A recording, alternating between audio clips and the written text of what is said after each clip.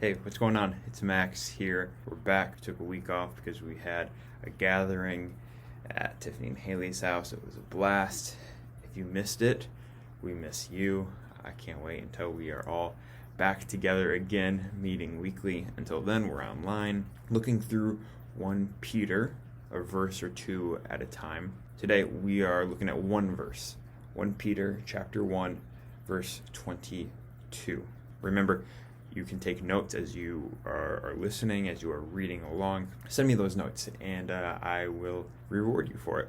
At the end of the summer, I'll compile all the notes, take a look at who sent them, and we will do something special. I've already received some notes, so thank you for doing that. Keep doing it. Keep studying. It has been fun reading 1 Peter together, even though we are doing it social distancing and all that fun stuff. 1 Peter chapter 1, verse 22. Now that you have purified yourselves by obeying the truth, so that you have sincere love for each other, love one another deeply from the heart. What does it mean to purify? Well, purify means to remove contaminates. So in our lives, that would be sin. That would be things that we do that go against the way of Jesus. But when we decide to follow Jesus, we're called to purify ourselves, to make ourselves clean, to ask for forgiveness when we have done things wrong. And as I tell Eliza over and over, when you say, I'm sorry, that means you're going to try not to do it again. But when we follow Jesus, we strive to live like Jesus. Speaking of following Jesus, there's a way of reading this text that has purifying being a ceremonial thing. That when we are baptized, we're buried with Christ when we go down into the water, and when we come back up, we are raised to life, this new life. And that purifying ourselves is this act, washing away.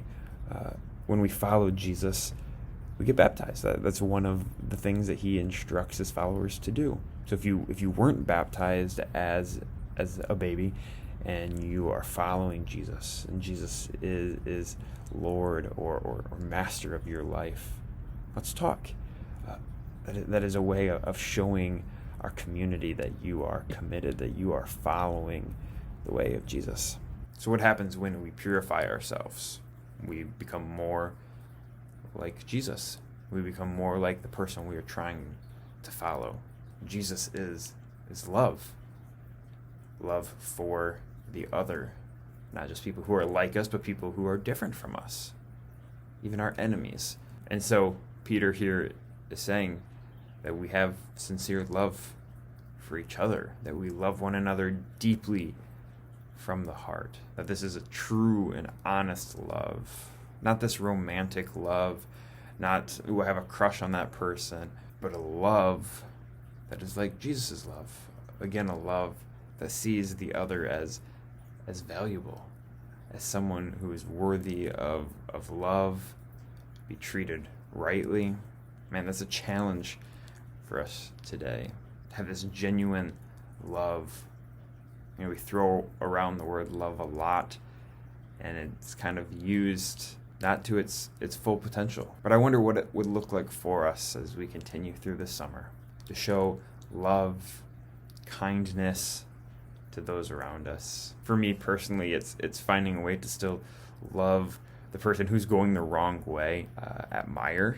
You know, they've got the one way set up right now, or that person who's not wearing a mask, and you know there's nothing wrong with them, that there's no reason they shouldn't be wearing a mask out in public. Let's be people of compassion. Let's wear a mask in public. Let's not look down on people for not following the rules.